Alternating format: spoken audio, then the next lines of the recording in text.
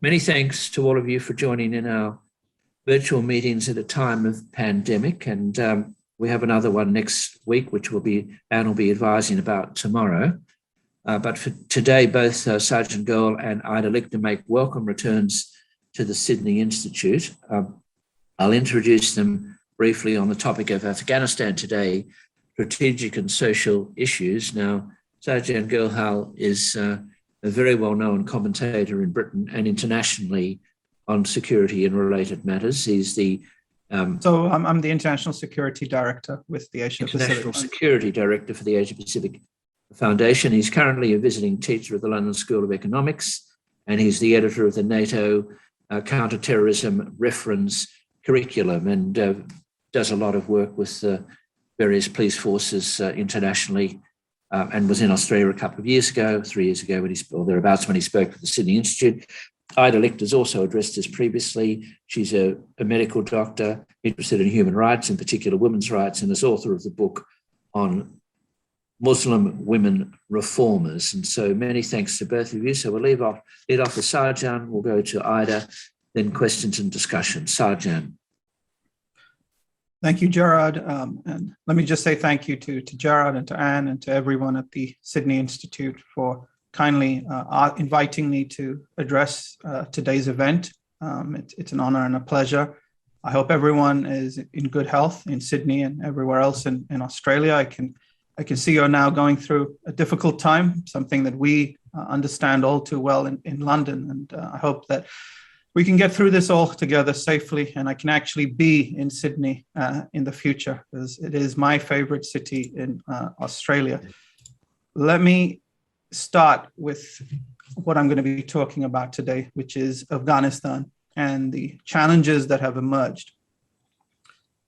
On the cusp of the 20th anniversary of 9/11, Al-Qaeda's closest allies, the Taliban, are back in power in Afghanistan. How did we get to this situation? Well, to understand this needless, self-created disaster, we have to also look at events that have unraveled over the last 2 years. And this can be summarized with several key moments.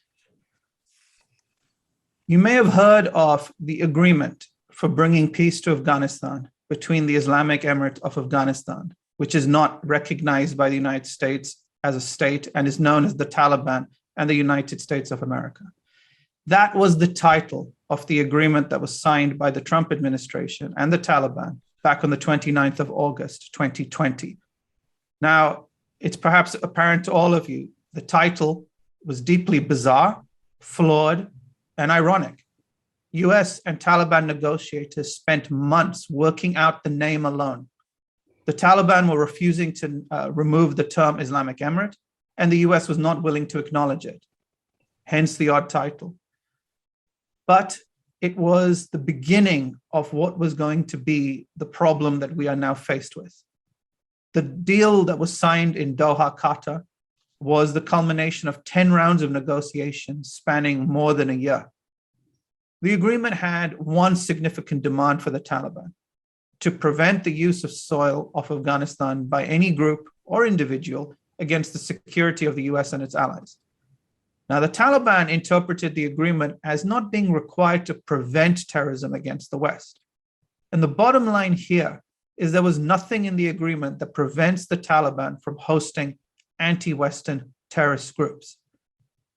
With the Taliban's conquest of Afghanistan now complete, along with a chaotic and flawed Western departure, the spotlight of the crisis in Afghanistan has to fall on one of its architects, the American Afghan diplomat Zalmay Khalilzad, who had been tasked with two parallel goals. Firstly, secure a peace settlement between the Afghan government of Ashraf Ghani and the Taliban, and use pressure to achieve this. Secondly, ensure the US commitment to withdraw from Afghanistan was going to remain on track. Almost 3 years ago, Khalilzad was made the US Special Representative for Afghanistan reconciliation. On paper, he appeared to be the natural choice to try and achieve a lasting peace between the Ashraf Ghani government and the Taliban. Khalilzad was born in Afghanistan, an ethnic Pashtun who understood the nuances and fault lines of Afghan culture. However, the news was actually not welcomed by most Afghans. Khalilzad's Doha deal gave the Taliban a degree of legitimacy and enabled them to strategically stall their vague promises, whilst using the opportunity to back the Ashraf Ghani government into a corner. So much so that Kabul's reservations resulted in them being branded as the spoilers, not the Taliban. One controversial and consequential aspect included the Taliban forcing the Afghan government to release hundreds of Taliban prisoners, courtesy of the deal, who acknowledged that it was a difficult, but it was desirable for peace. However, unsurprisingly, and defying the Doha deal, upon release of those Taliban prisoners, they soon returned to the battlefield and began murdering Afghan civilians and security forces. In an effort to show the Biden administration's fidelity and support to the Doha Agreement, Khalilzad was retained as the US Special Representative. However, the Taliban relentlessly continued committing violence against the Afghan people. Al-Qaeda has issued a congratulatory message to the Taliban on their victory in seizing Afghanistan. And keep in mind that Al-Qaeda core, as well as their affiliate, Al-Qaeda in the Indian subcontinent, AQIS, and other groups are embedded throughout Afghanistan. Over half of the Al-Qaeda videos that are filmed in Pakistani territory belonging to the Taliban group, the Haqqani network, shows you just how close the nexus is between Al-Qaeda and the Taliban. Time will tell whether the Taliban will betray Al-Qaeda in a way that would be noticeable, such as handing over or killing its leader, Ayman al-Zawahiri. Point is, 3 years after the Doha deal, or should I say 18 months, after the Doha deal, it hasn't happened. For the Taliban, violence is leverage, and therefore they won't give it up.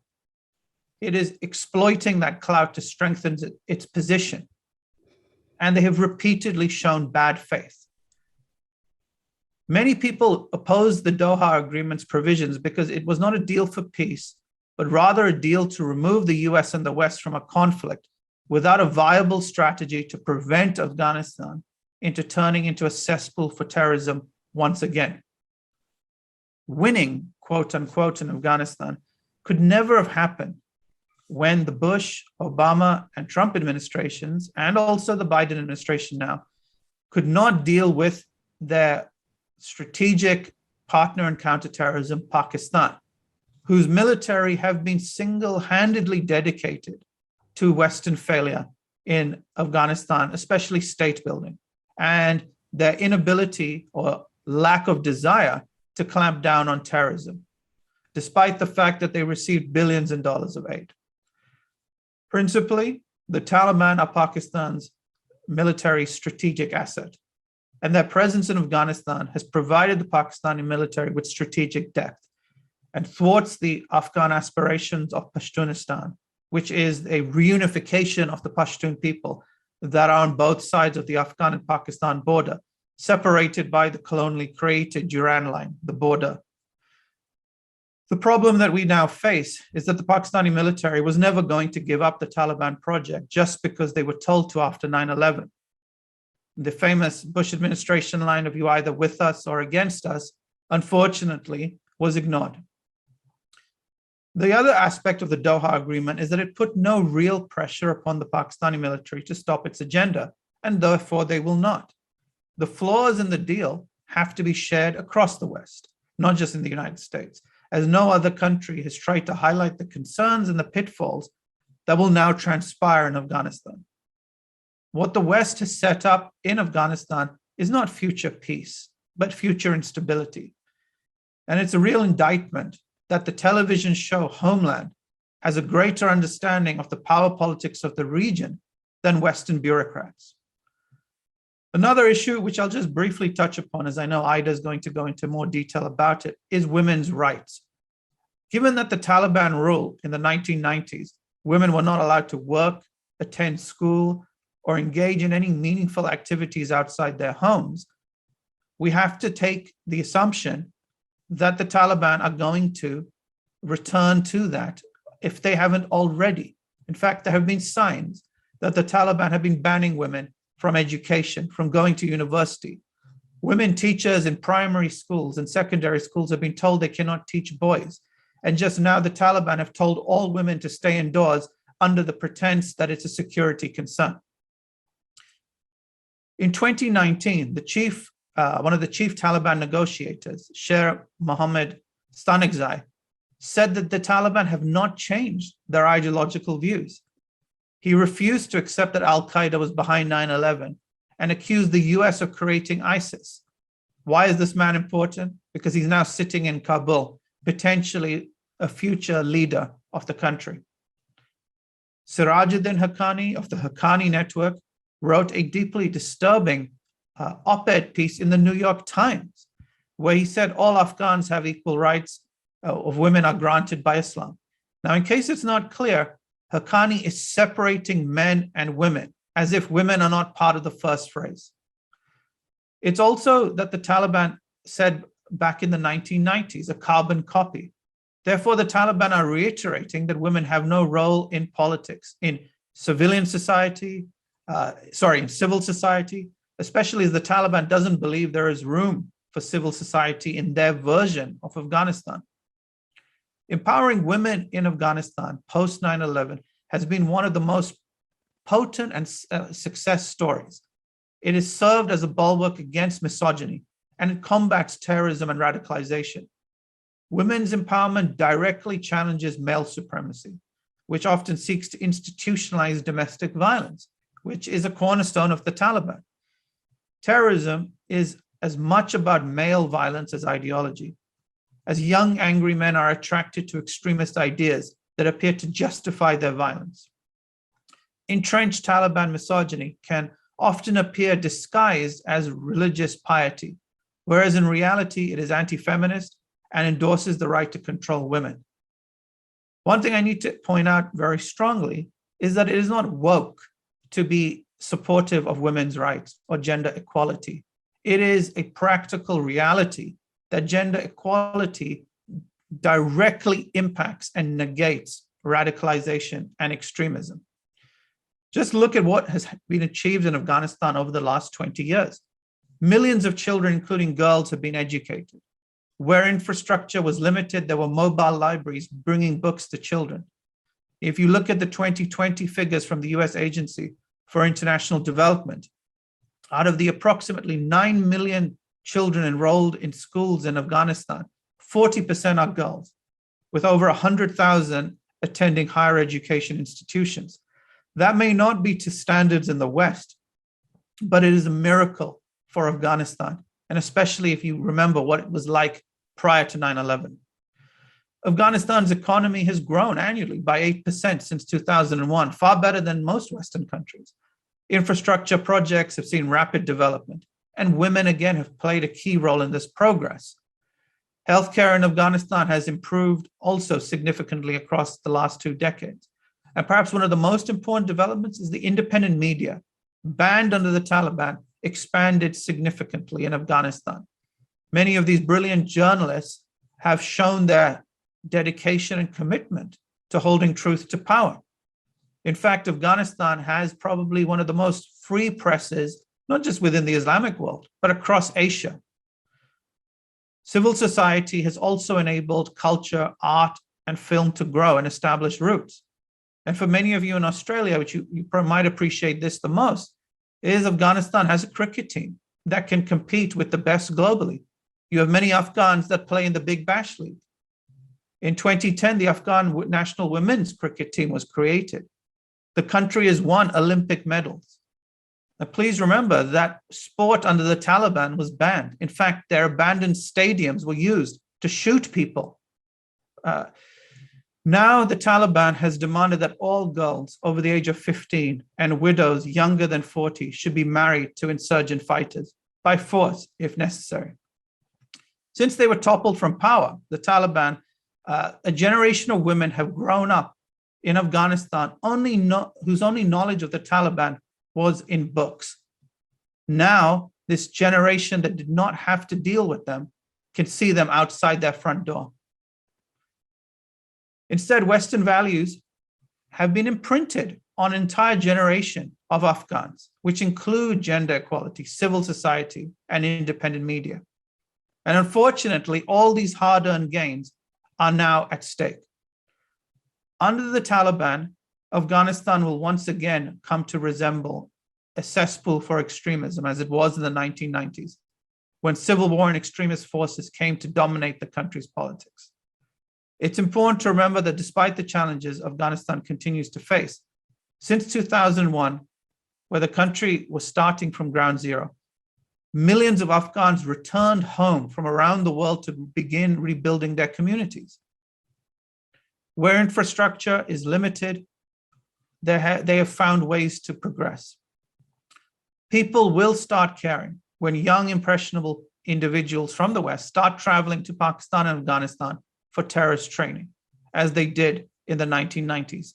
There will be a new wave of foreign terrorist fighters, FTFs, but the West will be unable to deal with it because of the abandonment of Afghanistan will have been completed. The burden will then fall on our law enforcement and intelligence communities to deal with the impact of the reverse flow of the FTFs. This will be severely impacted because without a footprint in Afghanistan, their ability to gather intelligence will be impeded. The warning signs have been there for a very long time. Back in February of this year, the Bipartisan Afghan Study Group in the United States released a very bleak picture, a report painting a very bleak picture of what would happen to Afghanistan if the US withdraws. It spoke about the fact that terrorist groups would be able to rebuild their capabilities.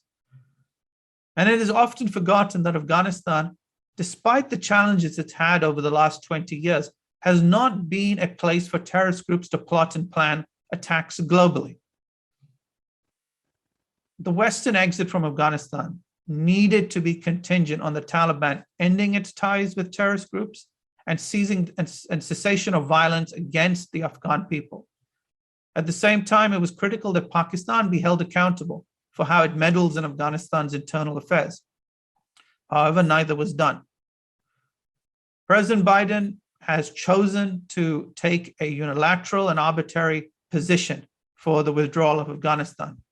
Sadly, did not do enough to engage with the allies of the United States. President Biden also had made the decision originally to withdraw by the 11th of September 2021, which unfortunately then was turned into a propaganda gift for Al-Qaeda and affiliates because of the fact that it was on the cusp of 9/11. Now, although the withdrawal date was brought forward to the 31st of August, the damage was unfortunately done. We have to keep in mind that American and NATO casualties have been quite low in Afghanistan since then President Barack Obama ended combat operations at the end of 2014, even before direct talks between the US and Taliban commenced in 2018. And the costs of the reduced US presence have been much lower. Yet support from remaining US and NATO troops also enabled the Afghan army to at least preserve a form of stalemate. The Afghan government had control over the cities, and the Taliban was unable to advance. The Taliban strategy to take over Afghanistan, I know I just have a few more minutes, so I'll just conclude with these points, is that the Taliban had a very well calculated and devious strategy in mind. And it again is an illustration that they had no intention to honor any peace agreement. Their strategy was to take all towns and cities as quickly as possible, control the border crossings, cut off the rear of the north of Afghanistan so that the Kabul government didn't have a place to fall back to. They planned this. They didn't want a repeat of the Northern Alliance in the 1990s. And it's clear that the day the Taliban were handed an unconditional withdrawal from the West, that they would have absolutely no incentive to talk peace with the Afghan government. They knew they had won. The fall of provincial capitals in Afghanistan created a snowball effect. Morale within the Afghan army collapsed. And as the Taliban captured towns and cities, they also seized weapons and gathered intelligence. They released fighters from prison, as well as murderers and rapists who have now joined them. Unfortunately, it is only now as Afghan cities are occupied by Taliban forces that we will reflect upon what was achieved in Afghanistan in the last 20 years. Afghanistan was never going to be Germany, South Korea, or Japan. It needed the opportunity to develop its own culture within the 21st century, which the West painstakingly helped achieve. The sacrifices of our troops, who have given their blood for an honorable outcome of Afghanistan, demanded that the West not amount to abandoning the country, nor end up endorsing what our enemies in the region wanted. Sadly, that is what has happened. My last comment is this. No one wants so-called forever wars, but an irresponsible exit is just as inadvisable. We needed to pause, look to history, and move forward with caution instead of sleepwalking into another disaster. Sadly, that is exactly what has been done. Now the Taliban has put the West under pressure to leave by the 31st of August of this month. There is a very realistic prospect that thousands of our allies who are entitled to be given safe passage from Afghanistan will be abandoned there at the mercy of the Taliban. And that, ladies and gentlemen, is where we're at right now. I have to say that what has happened in Afghanistan has broken me. It has shattered me because the consequences are not just going to be in Afghanistan. Eventually, we will feel them. And I'm afraid on that very somber note, I will conclude. Thank you. Dr. Sahin Gurhel, thank you very much. And now we go to Dr. Ida Lichter. Ida. Thank you, Gerard and Anne, for organising this presentation today. Also, Sajan and everyone participating in this Zoom. The Taliban takeover of Afghanistan and the heart-rending airport scenes of people trying to flee have brought back worrying images of women under previous Taliban rule. Will history repeat itself? I'll talk briefly about women during the Taliban years, how they progressed in the past 2 decades, and where they stand now. But first, a very brief background about the country and its women. The strategic location of Afghanistan on the trade and migration crossroads to Central Asia led to historical political instability due to struggles for control by outside powers from ancient times. In the modern era, Afghan society has veered between oppression of women and reform. King Amanullah in 1919 promoted women's education and discouraged the veil, polygamy, and child marriage. At the same time, religious Afghans opposed the reforms.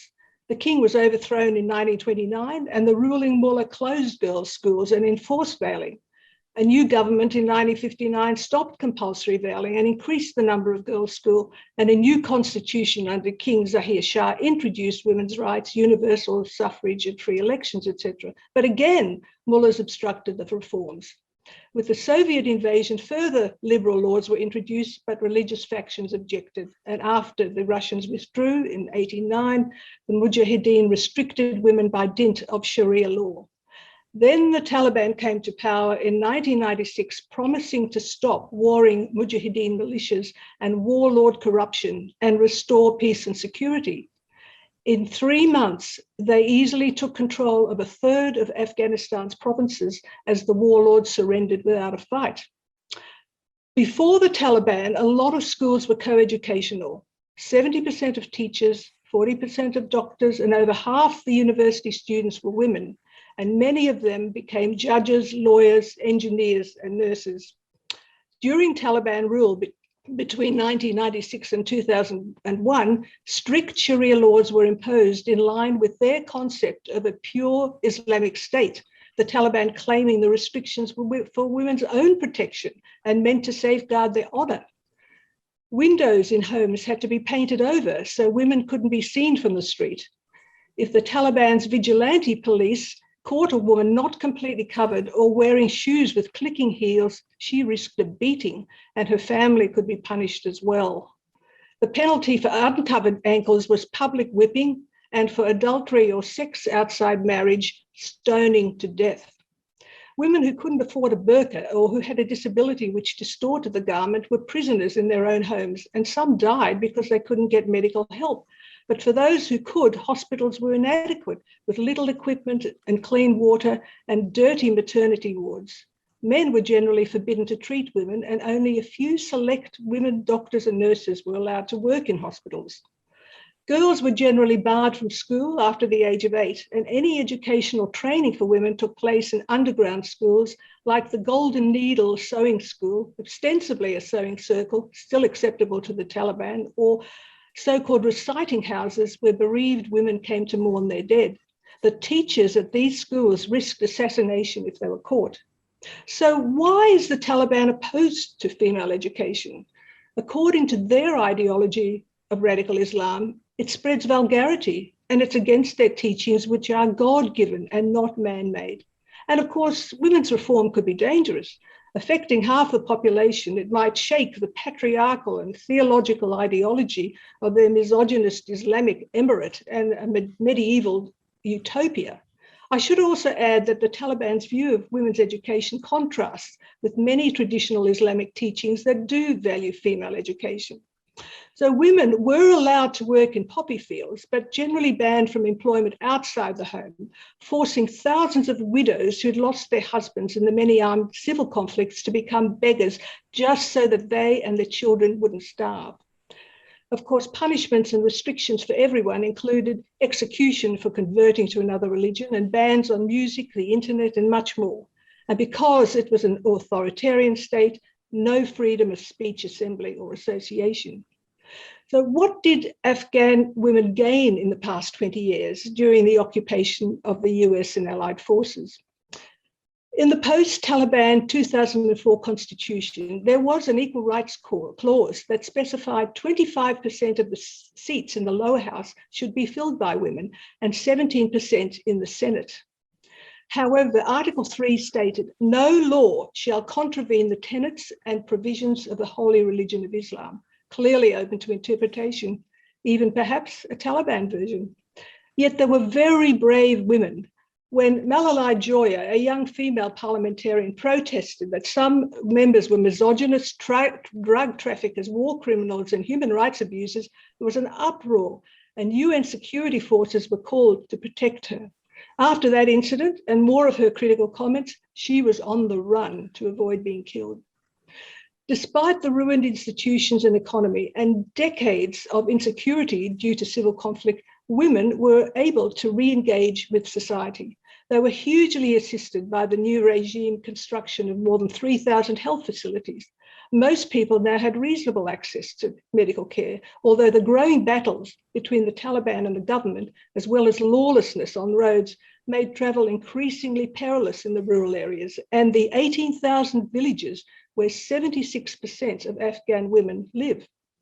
By 2017, the number of girls in primary schools and secondary education had grown by more than a third, and 100,000 were university students. Women's life expectancy went up from 55 to 66 years, and mortality during childbirth dropped by more than a third.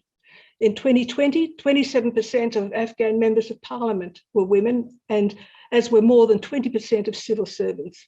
Women became judges. There were 270 of them. They were in the media, music industry, and sports. But the price was high.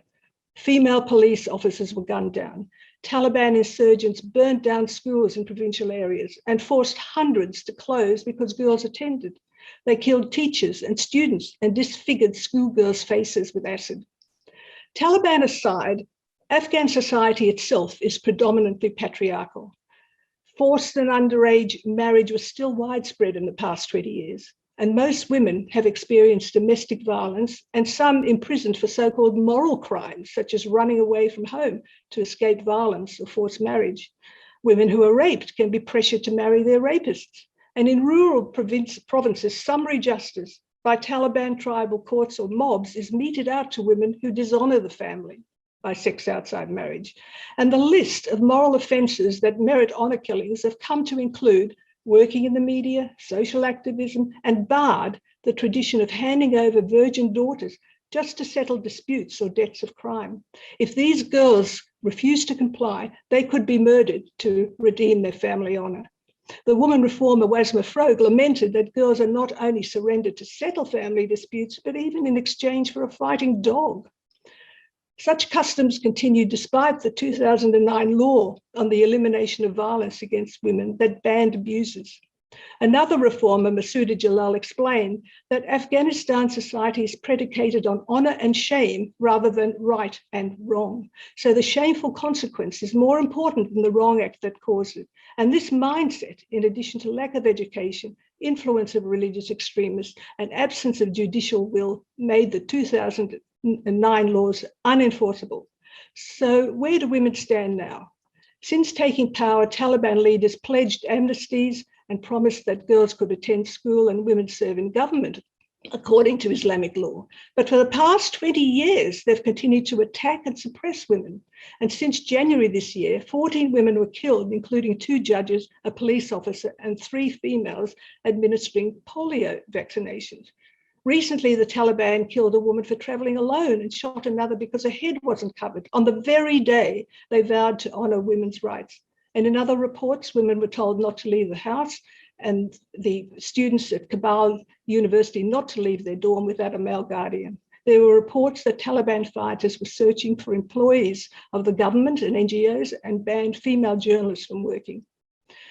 As they blitzed through the rural districts, they demanded lists of girls from local mullahs and ordered families to surrender them for fighters. And when some men objected, they were beaten. Villagers were forced to show the Taliban their clothes cupboards so they could assess the ages of females who lived there. In the Taliban interpretation of Islamic Sharia, women are just chattels to be claimed as spoils of war. And the internal security could deteriorate further if Al-Qaeda and Islamic State increased their operations in the vacuum left by the Allied withdrawal. This scenario bodes ill for Afghan women and children, already the main victims of violence and displacement in the long-term internecine conflicts. Can the Taliban be trusted to keep their word? It seems unlikely, as they've continually attacked girls' education during the past 2 decades and since taking power, killed women, nor have they renounced their radical anti-women ideology. So what's the future for Afghan women? From recent reports on the ground, Kabul is virtually a male city, as so few women are seen on the streets, but there's reason for hope. The people have tasted freedom, and it's not the same country as it was in '96.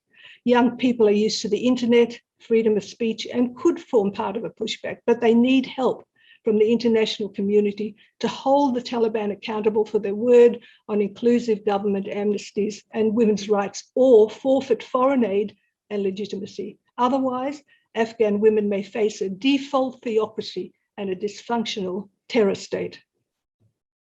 So thanks to both of you for keeping to your time. We've got to the top of the hour. Everyone should keep their comments brief. And an email went out earlier today about how to make a comment or ask a question by using the hand function, or otherwise you can wave to the screen or send a text to myself or Anne.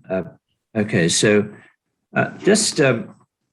Sarjan, just going back to your comment about the sleepwalking, which you made towards the end, about how the Allies sleepwalked in a sense of what will eventually be out of Afghanistan. When do you regard the actual act of, the crucial act of sleepwalking commencing? Do you put that back to the Trump administration and the agreement, or do you put it to President Biden announcing 9/11 as the departure date or somewhere in the middle?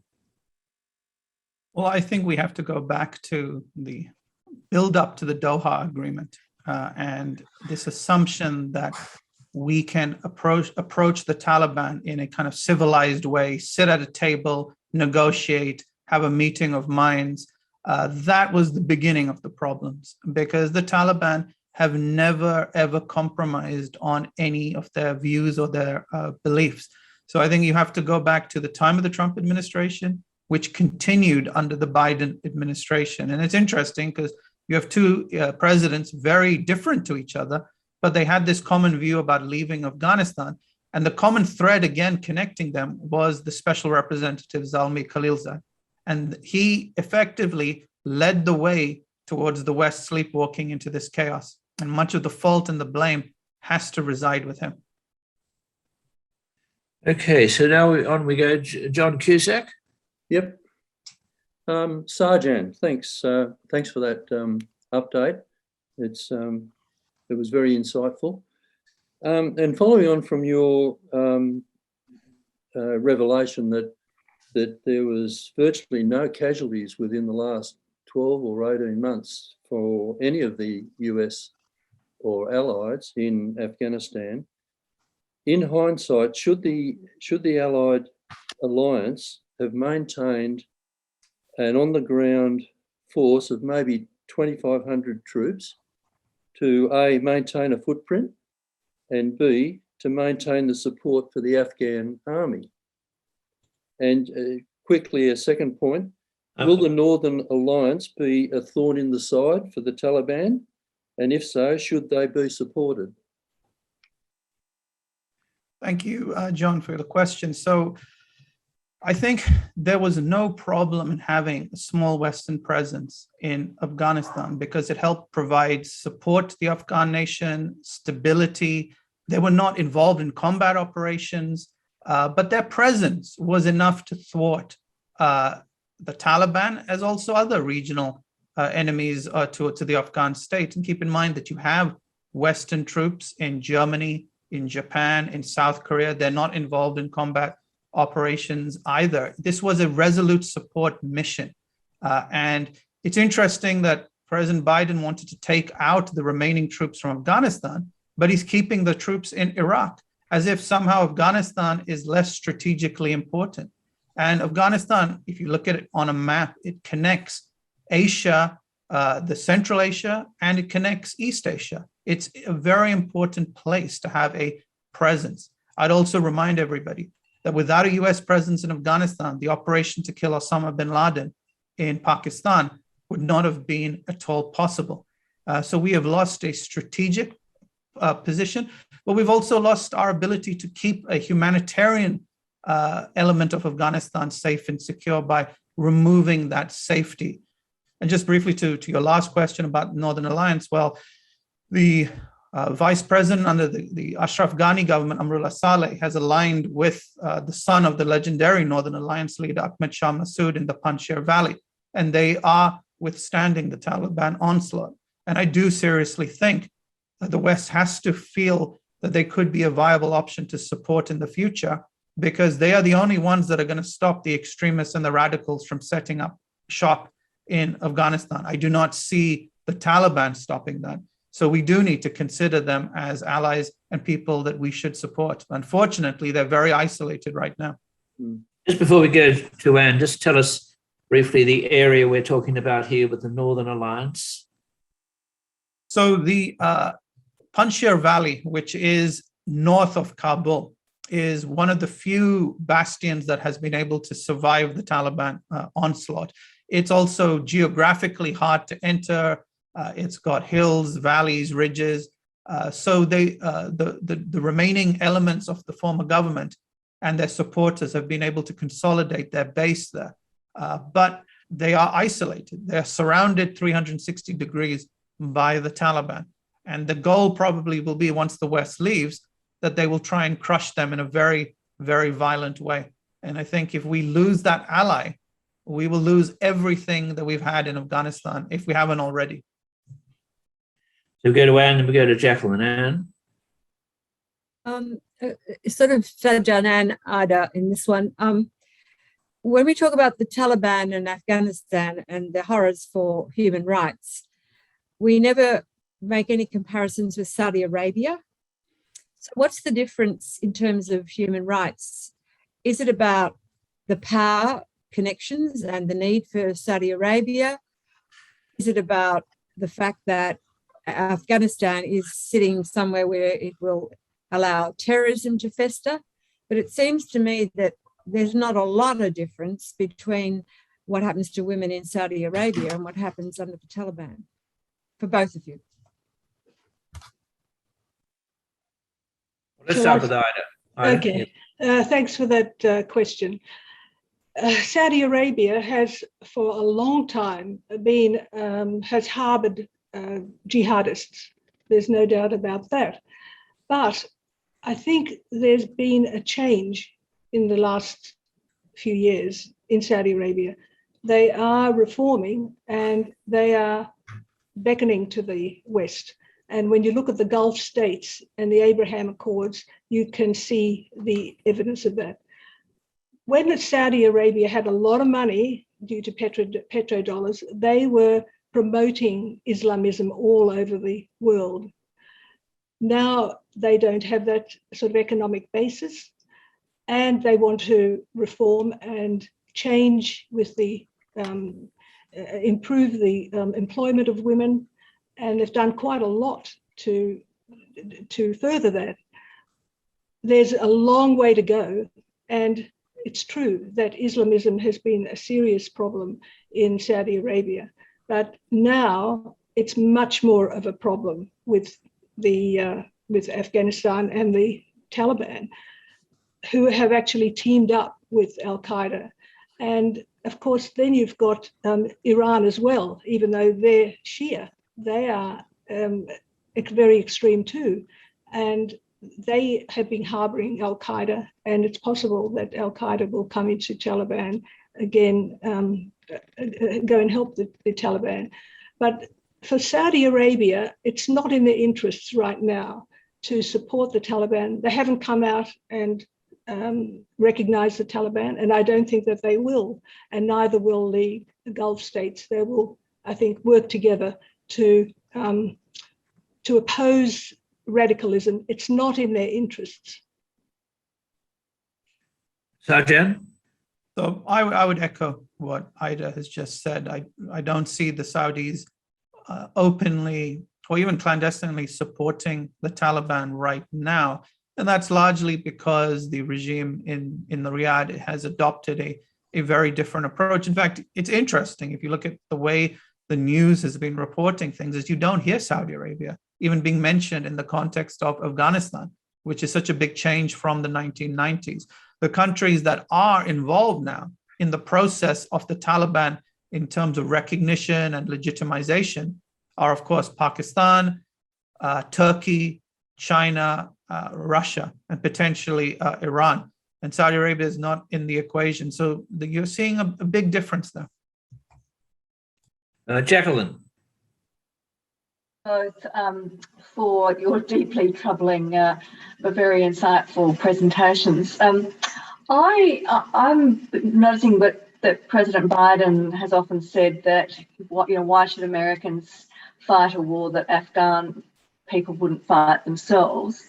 Can you tell me, with this sort of surprising, as some people call it, the surprising success of the Taliban, are we to assume then that the local people have welcomed them in, notwithstanding the crowds at the airport trying to get out, but the fact that they were able to just march seemingly unopposed across the country, is that some indication that actually that's what the people wanted? Well, I don't believe that the majority of Afghan people support the Taliban or even want the Taliban. I mean, keep in mind just how many are desperate to leave the country, to the extent that they are trying to hand their babies over to American soldiers over the airport fence, just so that they hope that someone can get a better life. You have people clinging onto planes and falling from the skies as it takes off. Does the Taliban have a degree of support within Afghanistan? Absolutely. But you have to look at the type of people that will support them.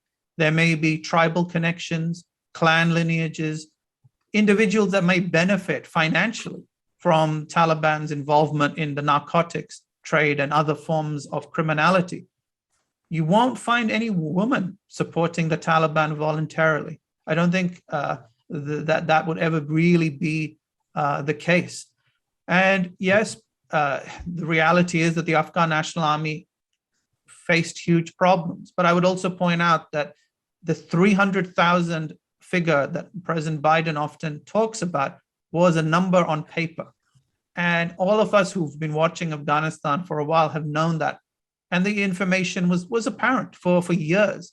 Yet it seems President Biden didn't choose to listen to what was being conveyed to him. You had at possibly best 50,000 in the Afghan National Army, not 300,000. And that just shows you the big discrepancy between the paper figure and the reality of it. And the Taliban, which was estimated to be 70,000, was over 100,000. So the numbers were very clear for all to see why Afghanistan was going to collapse. And for the Afghan army, their morale just collapsed when President Biden announced the withdrawal. And keep in mind that look what happened when the West or the US left Bagram in the middle of the night without telling anybody. The feeling of being abandoned, unfortunately, was all too present, and the Taliban took ruthless advantage of it. They had a plan in place that was probably conceived 2 years ago, and they waited for the right time to implement it because they moved with stealth. As much as we can talk about the Afghan National Army collapsing, we should also look at just how clever the Taliban were, clever in a bad way, in the way they took Afghanistan. I'd just like to add one point, if I may, and that is in the rural areas, the main problem for a lot of women is security. They're worried about lawlessness, robberies, sexual predation, and militias. So some of them have said that they look back on the Taliban with some fondness because the Taliban brought a degree of security. It's not an answer, but as far as support for the Taliban, we have to consider the problem in the rural areas. Paul. Yeah, one of the things when you look at these types of situations, you've got to ask who's funding it and what do they want to get out of it? That's my fundamental question. Who paid for the Taliban for all their weaponry, their training, etc., and what's the ultimate motive? Well, it's a key question that you raised, Paul. And the Taliban have various funding streams. So they make a huge amount of money from narcotics, not just from heroin, but from methamphetamine, synthetic drugs, which, by the way, some of those will end up in Australia via various entities. And now that they have full control of Afghanistan, I'm afraid that flow that could pour into Australia will increase significantly. And it's ironic that the Taliban talk about how they are against narcotics when they control it. They are involved heavily in its cultivation and makes them a huge amount of money. They also engage in human trafficking in front companies. So for example, in Pakistan, they have officially car dealerships, chemical companies. They also control the hawala dealers, the informal banking channels. And perhaps most importantly, they get a lot of support from the Pakistani military. That has been sustained and retained.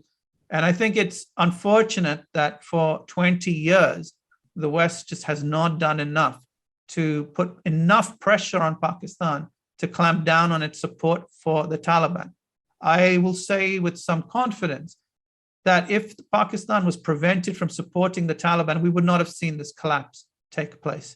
I think it's worth noticing that on social media, the most popular hashtag that was trending for 2 weeks prior to the fall of Kabul was Sanction Pakistan, because Afghans know where the Taliban was getting their support from, and they were frustrated and deeply anguished as the fact that not enough was being done to deal with Pakistan's support for the Taliban. So, Jen, you talk about the role of Pakistan. Does India have any role in this area at all? I mean, as you know about the relationship, obviously, between India and Pakistan, but have they shown any particular interest in Afghanistan under their current leadership? Well, India has not had great relations with the Taliban, and that's primarily because Afghanistan in the 1990s under the Taliban was used as a base for terrorist groups from Pakistan to operate for training and then launching attacks in India. So India was supportive of both the Karzai and Ghani government. They, I think, like everybody, have had to realize the collapse of the democratic system now means that the Taliban are the main power. And I think the Indians are concerned that could Afghanistan once again be used as a launch pad for terrorist attacks in their country. But it's not just going to impact on India. I think it's going to have much wider implications, including for us. And for Pakistan, the goal is strategic depth, because they not only now have a compliant ally on their western border, but they potentially can enhance their strategic interests in Afghanistan too. And again, I don't think that bodes well for any of us. And if I missed anyone, let me know. And what, if any, role for China here? So China has a huge role to play because they have been courting the Taliban. In China's view, they see the Taliban in several ways. One is they want the Taliban to prevent any Uyghurs from being based in Afghanistan like they were in the 1990s. The second aspect is they want the Taliban to prevent there from being groups in Afghanistan like the Tehrik-i-Taliban Pakistan, which is the Pakistani Taliban, different from the Afghan Taliban. They want that group to be prevented from carrying out attacks in Pakistan against Chinese workers that are working on the China-Pakistan Economic Corridor, which is part of the Belt Road Initiative. And the third is that China has huge investments in Afghanistan, in natural resources and minerals and infrastructure that they want protected. So for China, they see an important potential relationship with the Taliban. And again, it's vis-a-vis Pakistan. Pakistan has acted as the intermediary for both sides. The question, I guess, will be that will China get what they want? Will the Taliban be able to assure them of all those three dimensions? And again, we know from our own experience dealing with the Taliban that they can't really be trusted. So China might perhaps end up experiencing the same problems. So we're getting close to the end now. We'll go to Frank. Frank, yep. Thanks, Jared. Can I ask the question, let me just put some light on my face so you can see who I am. Can I ask the question of both of you? I realise this is a largely within borders conflict, but is there any role for the United Nations here? Well, let's start with you, Sergeant. Sure. Well, I think, Frank, the United Nations can try and play a humanitarian role. It's going to need to, because there is now going to be huge displacement taking place. There is going to be problems when it comes to providing aid, education, healthcare, especially in a lot of the rural areas, because many NGOs have had to leave. Some are staying, but they may only have local support and local people. So the UN has to be engaged as much as possible. And their challenges will be dealing with the Taliban. Keep in mind, again, in the 1990s, the Taliban had no respect for the UN at all. Former President Najibullah, who sought sanctuary in a UN compound in Kabul in the 1990s, was dragged out by the Taliban and publicly castrated. So the Taliban didn't respect the UN back then. Perhaps now with their more media savvy agenda, they will try and court them and try and win them over to some degree. But again, I think we'll have to wait and see. But unfortunately, without the West being there, it's going to require some multilateral entity, and the UN may be the most viable. Ida? Yes, well, the United Nations UN Refugee Agency is responding to this crisis by supplying emergency shelter and food, health, water, sanitation report, and cash assistance, but their stocks are running low. Of course, there's the International Committee of the Red Cross, and the ICRC are determined, so they say, to stand by the Afghan people and help women, men, and children cope with this unfolding disaster. So the Director General said in a statement. And there's the Save the Children Fund, the humanitarian organisation which is providing aid to displaced families where they can, items like clothes, blankets, and kitchen items. But it's going to need a lot more than the United Nations. We've seen some individuals come forward. In the Sydney Morning Herald recently, Arif Hussain, a human rights lawyer with the Refugee Advice and Casework Service, has started implementing a one-off humanitarian intake of vulnerable Afghans. There's a group of lawyers in Sydney, of women lawyers who are looking at assistance. There's the Hadia Foundation for Humanitarian Assistance. British female military veterans are doing a lot of work, and even an individual who's come forward, Rachel Leshek in Cairns, who wants to do more to help ordinary people. So I think the United Nations is limited, but we might get some grassroots humanitarian help, which will make a difference. Jacqueline?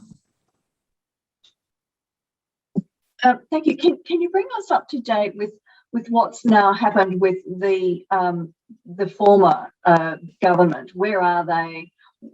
Did they do, as the Russians said, take or steal all the money? Tell us about their responsibility in all of this. So the government has sort of splintered into, former government has splintered into various different factions, entities. Ashraf Ghani, the president. Video and mute and start the show. So Ashraf Ghani had gone to the UAE, where he's currently based, and he is talking about wanting to return, but it's unlikely that I can't really see that happening. Abdullah, who at one time was the deputy in Afghanistan and was also the head of negotiating with the Taliban, he stayed in Afghanistan and seems very eager now to get power in some capacity, as he's been obsessed with in the last 20 years, although this time it will be under the Taliban. I can't see him getting anything of real significance other than they may use him to try and project themselves as a more legitimate, inclusive entity. And then you have people like Amrullah Saleh, the former vice president, who is now, as I was mentioning, in the Panjshir Valley fighting a resistance movement. So you've got three types there. You've got those that have gone into exile, that have fled, those that have stayed, that are seeking to retain power somehow under the Taliban, and those that are trying to fight them. And it's interesting just how quickly that unraveled. I'll do a final quick question to both of you. We'll start with Sarjan, finish with Ida. Sarjan, I think at the end of your talk, you suggested, I think, that you'd never been quite so pessimistic about the situation as you are now. So to both of you, is there any reason for any kind of optimism, and what would that be? What would be the best possible outcome in view of the current circumstances? I would struggle to find anything optimistic for Afghanistan right now, especially under the Taliban. Because what I fear is that what we're seeing is not even the worst, it's the best.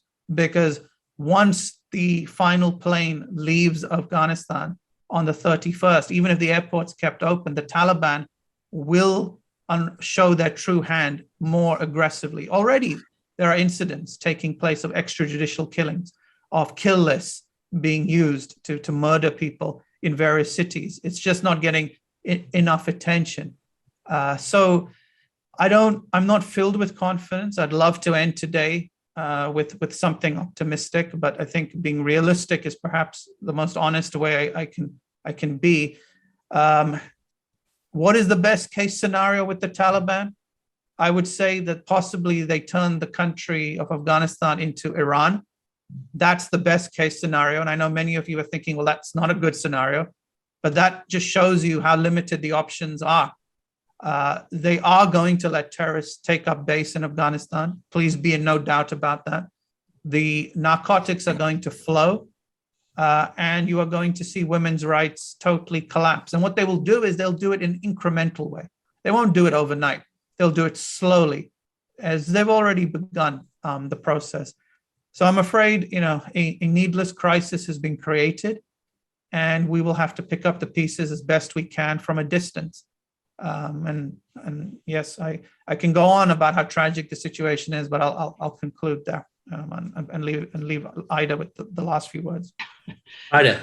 Oh, thank you, Sarjan. I have to basically agree with you and clutching at straws, hoping that the Taliban will not succeed and that they will fight within themselves. They've never governed properly. They don't know how to govern.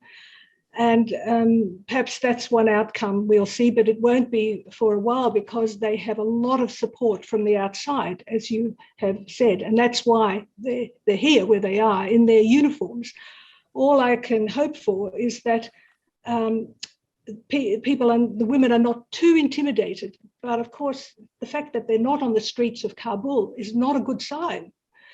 That people have tasted freedom, and of course, the average age is very young in Afghanistan, and most of them haven't known anything but freedom.